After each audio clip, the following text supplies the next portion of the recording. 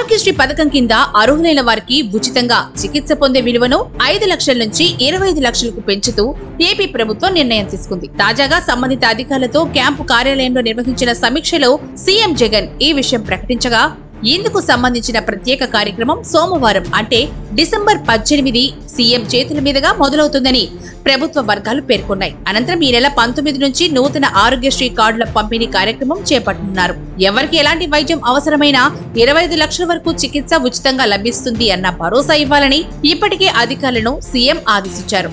ఇక ఈ కొత్త కార్డులపై జగన్ ఫోటోలను ముద్రించి పంచనున్నారు. ఈ కార్డుల పంపిణీ కార్యక్రమం ప్రతి నియోజకవర్గంలో ఎంపిక చేసిన 5 గ్రామాల్లో జరిపించనుండగా ఈ కార్యక్రమాల్లో స్థానిక ఎమ్మెల్యేలు పాల్గొంటారు. కాగా ఈ కార్డుల పంపిణీ జనవరి నెలాఖరు వరకు సాగుతుంది. జగన్మోహన్ రెడ్డిని పేదల పాలట పెన్నిదిగా, ఆపద్బాంధవుడిగా ఎక్కడికక్కడ వైసీపీ నేతలు కీర్తించడం కోసమే ఇప్పుడు కార్యక్రమం చేపట్టినట్లు కనిపిస్తోందని పరిశీలకులు విశ్లేషిస్తున్నారు. ఆరోగ్యశ్రీ విలువ పెంచే సభకు, కార్డుల తయారీకి, కార్డుల పంపిణీకి ఏపీ ప్రభుత్వం భారీగానే ఖర్చు చేయనుంది. అయితే ప్రస్తుతం రాష్ట్ర వ్యాప్తంగా ఆరోగ్యశ్రీ ఎన్ని ఆసుపత్రుల్లో అందుబాటులో ఉంది, ఏ జిల్లాలో ఏ ఆసుపత్రుల్లో ఈ వైద్య సేవలు అమలు చేస్తున్నారు, ఆరోగ్యశ్రీ కింద ఎన్ని రకాల వైద్య సేవలు అందిస్తున్నారు, వైద్య పరీక్షలు, వైద్యం అనంతరం తగిన మందులు కూడా ఆరోగ్యశ్రీలో భాగంగానే అందిస్తారా, మారిన ఆరోగ్యశ్రీ పథకానికి సంబంధించి విధి విధానాలు ఆరోగ్యశ్రీ అమల్లో ఉన్న ఆసుపత్రులకు అందించారా అనే విషయంలో ప్రభుత్వం ఎటువంటి స్పష్టత అయితే ఇవ్వలేదు.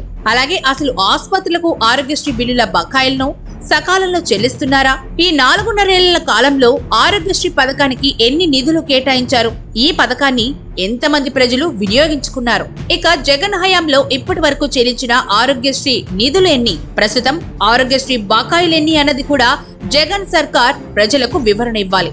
ఎందుకంటే 4.5 జగన్ పాలనలో ఆసుపత్రులకు చెల్లించాల్సిన ఆరోగ్యశ్రీ బకాయిలు కొండల్లా పేరుకుపోయాయి. చంద్రబాబు నాయుడు హయాం వరకు కాస్త ఆలస్యంగానైనా ఏ ఏడాదికి ఆ ఏడాది ఆరోగ్యశ్రీ బకాయిలు చెల్లించేవారు. కానీ వైసీపీ అధికారంలోకి వచ్చాక జగన్ సర్కార్ ఆరోగ్యశ్రీ బిల్లుల చెల్లింపును పట్టించుకోలేదు అన్న ఆరోపణలు ఉన్నాయి. పలుమార్లు ఆసుపత్రుల యాజమాన్యాలు ప్రభుత్వంపై ఒత్తిడి తేవడంతో ప్రభుత్వ పెద్దలు బెదిరింపులకు దిగారన్న ఆరోపణలు కూడా ఉన్నాయి. ఈ క్రమంలోనే రావాల్సిన బకాయిల సంగతులెలా ఉన్నా ఇకపై తమకు ఆరోగ్యశ్రీనే వద్దు అంటూ ఈ సేవ నుండి బయటకు వచ్చేసాయి. గత ప్రభుత్వంలో ఆరోగ్యశ్రీ సేవ తమ ఆసుపత్రికి కావాలంటూ దరఖాస్తులు వెల్లువెత్తగా జగన్ హయాంలో ఆరోగ్యశ్రీలో ఉన్న ఆసుపత్రులు ఆ సేవలను ఇక ఆనందించలేము అంటూ చేతులెత్తేశాయి. ఇక మరికొన్ని ఆసుపత్రులలో అయితే కేవలం వైద్యం మాత్రమే ఆరోగ్యశ్రీలో అందిస్తుండగా మిగతా వైద్య పరీక్షలు, మందులు వంటివి రోగుల వద్ద డబ్బులు కట్టించుకుంటున్నారు.